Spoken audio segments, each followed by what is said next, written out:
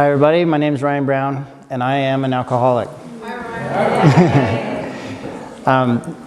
That's kind of how I'd introduce myself at church too. So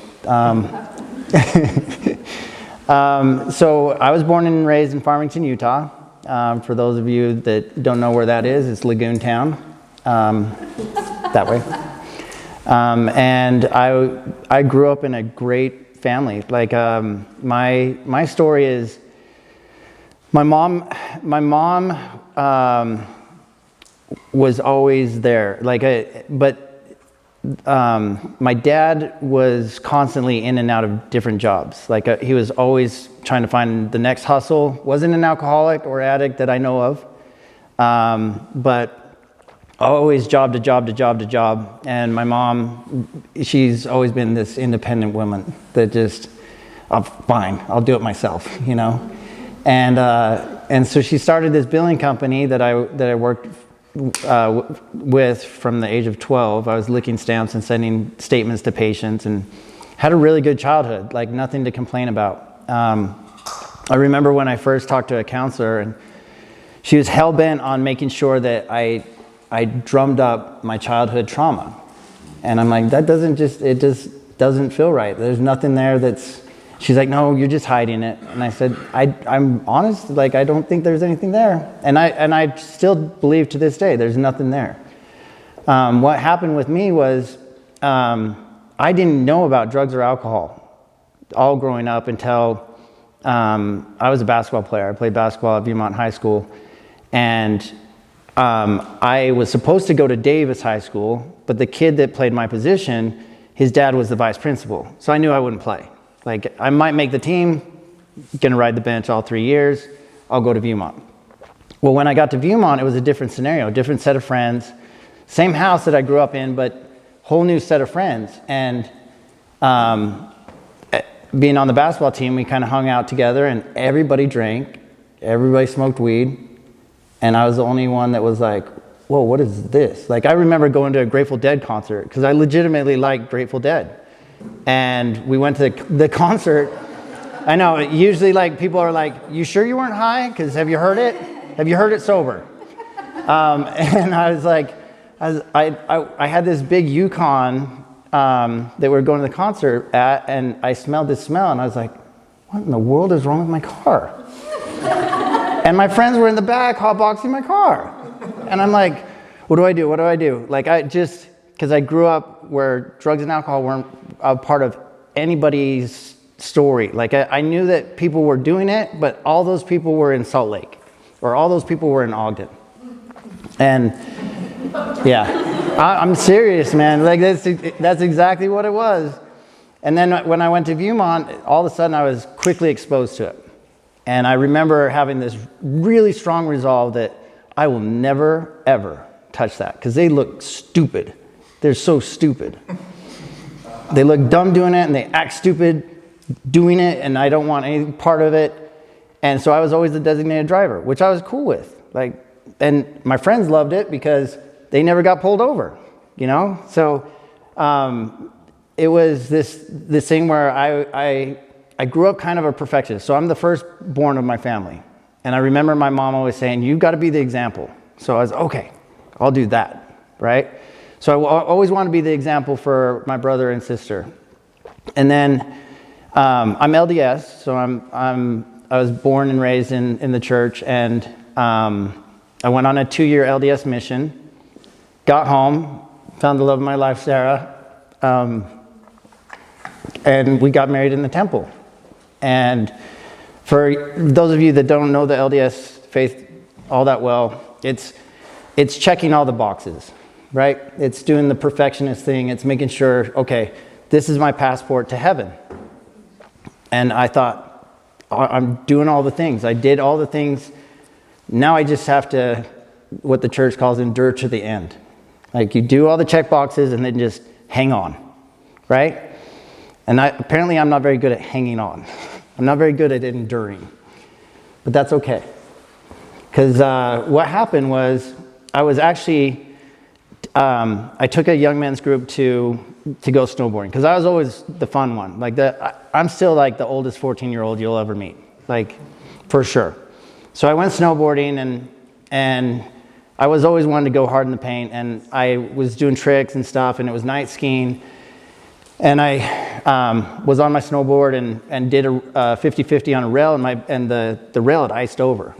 And my board came out from underneath me, and I slammed the rail and broke my back. And being the addict in training that I was, I'm like, oh, I'm all right. I'll just keep going. And I did. I went the rest of the night, woke up the next day, and couldn't move. And I remember thinking, there's something really wrong. And so went and got x-rays, and the x-rays looked like, like on Star Wars when they blow up the planet? That's kind of like what my spine looked like, just like all over, bone fragments. So T3 through 5 was busted up. And they first gave me Lortab and Percocet, and being in the medical industry, I had an unlimited supply. And I was taking them as prescribed for a while. And then what happened was I went to the pharmaceutical companies would do these luncheons, and they'd bring in like really cool stuff like Ruth's Chris or something really expensive to get your attention, and then they had these new drugs, and pharma, Purdue Pharma was in that day. And I was at a client's office, and they were pushing OxyContin. And they said, hey, this is a non-addictive drug. I was there. This is a non-addictive drug, and it's been a miracle worker for everybody that takes it, right? And my doctor, who's also my friend and client, said, oh, that'd be perfect for you. That'd be perfect. I said, yeah, it sounds like it. Like non-addictive, perfect. Like then I don't have to take the Lortab and Percocet, right? So I started down that path. And then it was not enough. And it was never enough. And I was always chasing that, getting back. My back legitimately hurt, but I was always chasing the high that would overcome the pain, right? And so one day the doctor sat me down and he's like, hey, look, man, the DEA is on my ass about you. And I'm like, excuse me? The DEA? Because I've been in the industry. I know, like, that's legitimate. Like, he can't practice medicine if, like, I'm hurting this. So I'm like, what are you talking about? He's like, well, you know that how, like, we were both in that meeting and it was non-addictive? Well, it turns out it's, like, really addictive. And I was like, no shit. Like, really? But I'd always been like this, like, empathetic, like overwhelmingly nice person to friends and people in my inner circle, and he was in my inner circle. Like he was somebody that I didn't want to see hurt. So I remember Sarah and I and our families went to Lake Powell on a houseboat, and I was like, I'm so sick of this shit. And I took a brand new bottle of OxyContin, 30s, and threw it in the lake. And as it was going in the air, I was like, no, please come back. And then I remember thinking, maybe it will float. And then, boom, boom, boom, boom, boom, boom. Shit. But again, knowing nothing about addiction, nothing about recovery, definitely nothing about detox. I got a really quick lesson in detox. And so did everybody else on the boat. That terrible, awful feeling. I had been on them for so many years that it was just like, I thought I was going to die. So luckily I made it through, didn't die, and I swore off pain pills. I'm like, I'm never going to touch them. I'm going to have surgery and never touch them again. And I really haven't had any, like, I wanted to sometimes with surgeries and stuff, but like I haven't had like this overwhelming feeling to go back to that. But then one day, that whatever was triggered, I thought, I've got some friends that drink alcohol and they just do it on like the weekends and socially appropriate places. Wonder what it tastes like, right? So this is how you know like how protected I was as a kid. My first drink was a bottle of sake. Sake? Like, so I went to the liquor store. I went to the liquor store. Yeah. Brilliant idea. Yeah. So I went to the liquor store to buy something for a legitimate recipe where you burn the alcohol out. It's a Japanese recipe, and I went to Hong Kong on my mission, so I love Japanese and Asian food, and lived in Okinawa for a bit. And so I bought that, and then I bought one legitimate for home because I had to come home with something, and I drank the whole bottle before I got home. And boom, it came back. That feeling that I had with OxyContin, with Lortab, with Percocet was right there. And I was drunk as shit. I had no way to know what too much was, too little was. All I knew is every time I drank some more, I got warmer. And all these cares and worries about starting a new business, and Sarah with little kids, and all that noise, like you said, went away. And my mind quieted. And I'm like, wow, that's happiness in a bottle. That's legitimately happiness in a bottle. And this is how my brain was thinking. Like, I can have that literally anytime I want. I own my own company. Nobody knows where I go. This was before like GPS trackers on a cell phone, right? And I was at meetings, and I would day drink, right? And I would drink good times, bad times, whatever. You've all heard that story. But never did I think I had a problem. Except when I started to think, I was hiding it. So part of my story is that like I couldn't culturally tell anybody. I certainly couldn't tell Sarah, the kids, my mom, my brother and sister. I felt like I was an outcast in hiding, right? So I still showed up to church. I still suited up for church. I still would go to the kids' practices. I'd still coach soccer, drunk as shit, like all the time. And even when things would happen to me, like getting into wrecks or stuff like that, never did I think I had a problem. It was just like, oh, whoops, like I would have done that sober for sure. And I remember the day that Sarah found a bottle in my car, and the wash of shame and guilt that I had. And I was crying, and I was trying to tell her that it was somebody else's. And, she's right there. She's not buying any of that story. And, but this is all new to her, right? This is new to me. And again, not knowing anybody in recovery.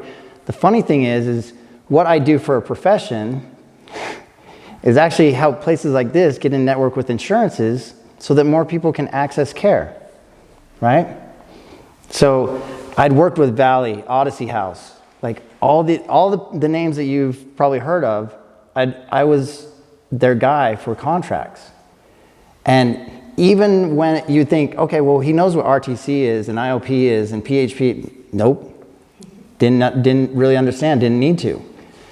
So I had all these resources around me that you would think if I just reach out to that person and say I have a problem. I couldn't come to that. I had so much shame and so much guilt because I knew better. That's what I kept telling myself. You know better, fix it yourself, right? I kept hearing my dad's voice in my head, like, just pull yourself up, like, fix it. And I couldn't. And things got worse, and things got more worse. And then I found cocaine. Cocaine's a hell of a drug. Okay?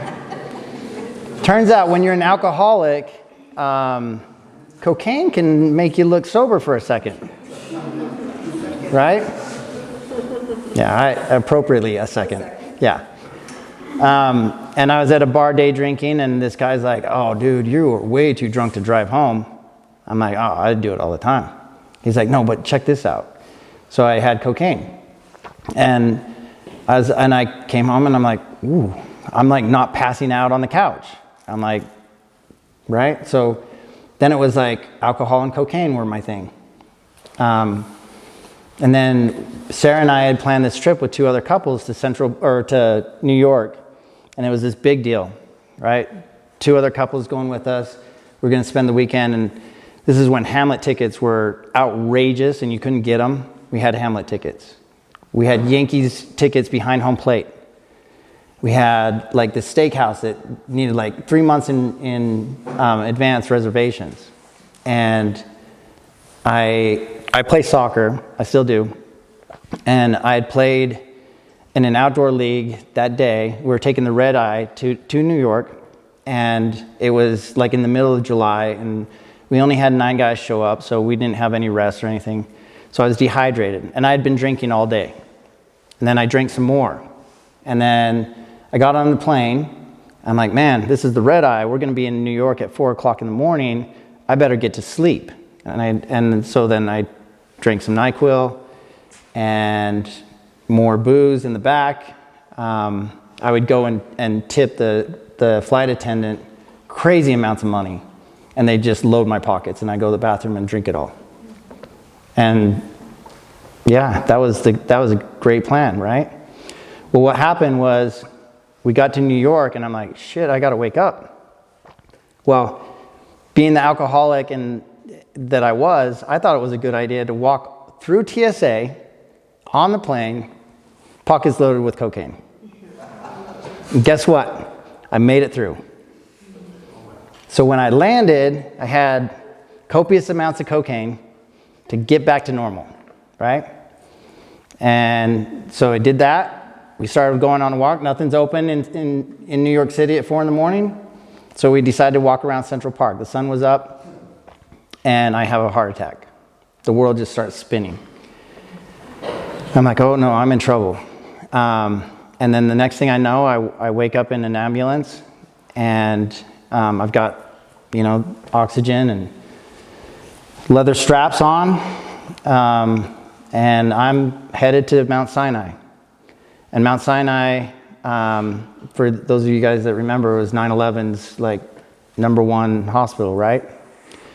And so when I come to, because they give me a shot to wake me up, kick me out, like get me back to life, of epinephrine, I woke up and I was pissed. I just remember thinking, get me out of here. Like, I've got tickets to Hamlet, I've got tickets to Yankees, and this is ruining my weekend, right? And I'm yelling at the guy, the EMT, I'm like, get me the fuck out of here. And he's just like, you're not going anywhere. I'm like, no bullshit. I've got Yankees tickets. And I start listening it off to him. And he's like, well, guess what, motherfucker? I'm a Mets fan. You're not going anywhere. And I said, okay, cool. So then I went to Mount Sinai, and they do the lab report. And still, again, the shame, the guilt. Like, I've ruined everybody's weekend. I've ruined everything, right? But I still remember thinking, man, it'd be nice to have a drink. Through Valium and detox in the hospital, they've got all the wires going on and stuff like that. They come back with the lab reports, and I remember the doctor walking in, and he's like, so alcohol and cocaine, right? And I'm like, not me. And I'm dead serious. And he goes, okay, well, your lab reports say that there's cocaine and alcohol to a great extent in your body, and that's why you had a heart attack. Nope. I might have been around somebody that did that, but not me. And he's like, cool, bro. Like, we'll just treat you for a detox, and then you can go on your way. And, with medical detox, like 3 days isn't enough, right? And so he comes back in and tells Sarah, and everybody's crying, and it's just an awful day. And she's supposed to get on a plane. I'm supposed to get on a plane to go back. And they're like, you got to stay here. And I'm like, nope. No, I will not. So I pull out everything, bleeding everywhere, make this huge scene. The doctor comes in and gives me a shot and says, hey, this will get you enough to get to Salt Lake and get him into IMC. Get him in as fast as possible. So then I spent 2 weeks. You would think that's rock bottom. Like, I just ruined like a $5,000 weekend. Nope, still had to do some more research, right? So then it was like DUI. Got pulled over, and you talk about these God moments in your life. I had a lot of God moments in my life. I just didn't recognize it. I do now, but at the time, I went to go play soccer, and I'd been day drinking like crazy, and I felt like I'd been overserved and almost like been given a date rape drug because I was so bad. And I show up to the game late, and the guy that was running the soccer arena calls the cops on me. And I mean, they were waiting for me the minute I got into the car. And then apparently I tried to run, and he beat the shit out of me. And it was bad. So I go to jail, and Sarah and the whole family's looking for me because I can't use my cell phone. They won't let me make a call. I don't even hardly remember the night at all. But I did. Finally, they would let me make a call once I blew a .00. Well, I was .38 when they arrested me. And he's like, you're lucky to be alive, let alone driving. I'm like, whatever. This is my daily. And so I get on probation, still gaming the system. I know exactly when my color is coming up. I know exactly how many days I've got. And I'm gaming the system all the way through. Or so I thought. Then I had this probation officer like, look, do you like jail? Do you like prison? I'm like, no, I never want to go back. She's like, well, if you keep doing what you're doing, that's where you're going. And I'm like, well, how do you know? She's like, a little bird told me, right? And like, this makes perfect sense when you're in your alcoholic brain. Like, well, who told you, right? The lab report did, dumbass. Like, turns out like your urine has a lot of alcohol in it, and I remember thinking, wow, I do have a problem. Like, I can't stop. And I remember thinking, I really do need to figure this out. But at that point, I was drinking a fifth of vodka to wake up in the morning. Like, that's how bad the tremors got. That's how bad the shakes got. And if I drank a fifth of vodka at 6:30 in the morning, that was my baseline. Then I could at least function somewhat during the day. And still not my rock bottom. Still going through it. And then one day,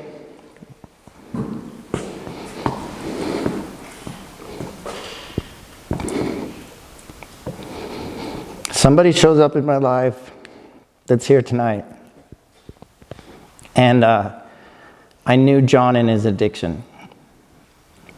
He was my neighbor. He's right there. And I knew John in his addiction. He was literally the only person I knew that was bad. Like, I could point to and say, that guy's an addict. And he shared his story one time in church. And I remember thinking, oh, I got to talk to him. And because I saw this bright-eyed, if you know John, he's this really nice, goofy, tall guy that's just like bright. He just shines. Yeah. He just really just shines. And he carried that with him everywhere he went. And I honestly thought, wow, he's figured it out. He's got a drug that's better than cocaine. He's got a drug that I've got to find out about because he's got street cred. Like, I need to find out what the new drug is to take away to counterbalance the alcohol, so I can live like that and still drink as much as I want. So he was working at Renaissance Ranch at the time, and I had this ruse because shame was just flooded with shame. And I said, hey, can we go to lunch? I need to talk to you about like what we do, my company does, and you work for Renaissance Ranch and like to help out. We get to lunch, and I go, this has nothing to do with business. And I said, John, I've got some really really tough news. And I looked at him and I kind of like this.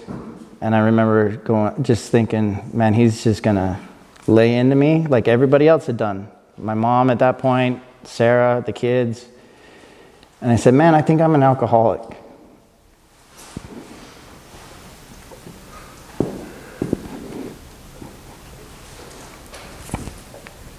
And he said, he smiled like this and he goes, okay. And I said, I don't think you heard me. Like, that's not what I was expecting. And I said, no, I'm really bad. I'm really bad. So I tell him this whole story that I've just told you guys. And okay, how can I help? I'm like, this guy's not listening to a word I say. But from that point on, I share this story with sponsees a lot and with other people in AA, and I'm pretty sure I got it from John because I get basically every bit of recovery knowledge from John. But it's like you're in a hole, right? You're walking down the sidewalk and you fall into a ditch. You're in this hole, and you can see people walking above you, and you're like, help, help, help. And the doctor walks by and throws down a script in the hole, says, hey, come see me, take this medicine, and you'll be okay. But you're still in the hole. And then your pastor comes by, and you're like, help, help, help. He's like, oh yeah, I've got a sermon about this on Sunday. You're still in the hole. And then you're screaming for help, and you hear this little voice that says, hey man, and it's somebody else in the hole with you. It says, I've been here before, and I know the way out. And that's what this program of recovery has done for me, is it showed me the way out when I tried a million ways on my own. She talked about the plans that we have. My sponsees have great plans. I had great plans. Like, okay, this time it's beer only. You know, the big book talks about it all. And I love the big book. Like, maybe if I just switch from vodka to wine and beer, I'll be just fine. Yeah, none of that worked. None of my plans worked. So then I started going to AA. And I'd sit in the corner, and I still had this mentality of like, yeah, I'm doing it, right? I'd sit in the corner, not participate, not say anything, and just hoping to get it by osmosis. Just like, if I sit here, they'll give me the tips and tricks that I need to know. And somebody one time I shared, like, it's in the big book, so I'm telling you what they told me, like, hey, try some candy, right? Candy didn't work. So I call myself the chronic relapser, but I think it's like most of our stories. Like you start to feel good about it, and then you're like, well, maybe I'm not an alcoholic. Maybe I'm just like drinking too much. Right? That makes sense. Okay, try it again. Come back to AA, shame and guilt on your face. Hey guys, I'm the new guy. No, you've been here for like a year, bro. And then what my rock bottom was honestly a psychological death. I didn't lose my wife completely. I didn't lose my family completely. I didn't lose my job. I still had my cars, still had my house. But I couldn't do this shit anymore. And when that hit, I called John, I actually texted him. And I said, man, I think I need rehab. I think I need to like have this major reset. And John worked his butt off trying to find me a place. And I ended up going with Jens to Spirit Mountain. Yeah, and me and Jens are really tight. And I honestly, I remember walking in and going, oh, this is kind of like, this is nice, you know, it's in the mountains. But I still didn't want to work a program. Like if I just show up, again, I can get this. Like if I attend group, everybody's knowledge about the tips and tricks will finally work. And another person, I love I Am Recovery, by the way. I have so many friends here, and I'm so glad to have met you, Maggie. Amy was running a group, and she brought up the subject of worthiness. And that hit me like a ton of rocks. Because I had thought, I'm not even worthy to be on this earth.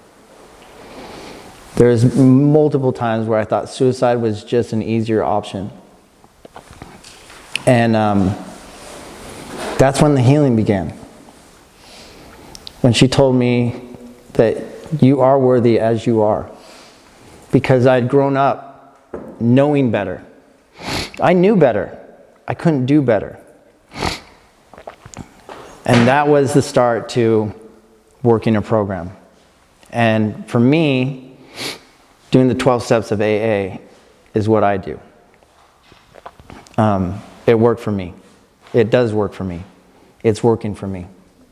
And I hope to God that it will always be a part of my life. Because it does work. You know, I used to hate the stupid cliches that you'd hear in the rooms. Like, it works if you work it. Well, I am here. No, like, work. Okay, so I have to do stuff, you know? And I'll tell you, like, when I had that perspective change and I let go of the garbage, when I did my step 4 and my step 5, my life changed. Because I had all this, I had like the gorilla backpack on, and I could not let that go. But through the steps of AA and working with a sponsor that's here tonight, I let it go. I was able to let all that past go and not let it define who I am today. But I can tell you that because of recovery, because of what it's given me, I feel a very strong purpose to give it back. And John and I and Sarah are starting up a treatment center up in Morgan, in Mountain Green, if you're familiar with that area, that is going to be focused on women only. And it's just, you know, we've gone through so many like pitfalls with the city and the county and stuff like that. And this kind of stuff, like the stressors of life that used to like send me to a binge oblivion, is now like I can walk through it because I get to today. And I remember having this conversation with my therapist, who I just absolutely adore. He's a mindfulness guy, and I said, man, I don't know if I'm the dude. I don't know if I'm that dude. Because I know about my past. I know the thoughts that go through my head. I don't know if I'm the guy for this. And he goes, if not you, who?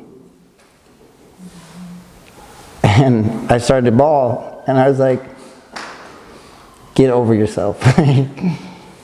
You're exactly where you should be. And yeah, so now I get my family back. I get to be a part of this amazing recovery world. And I'll tell you, in Utah specifically, because I've seen it other places, and I'm not bagging on any other state, it's different here. The relationships I get to have with Hazel and Maggie and Amy and Jared and all the other owners of facilities and places that are doing it the right way. Man, it's a beautiful life today. And if somebody had told me that, like, her question was, if you could go back and talk to the 6-year-old, if I could go back and talk to the 35-year-old that started drinking at 35,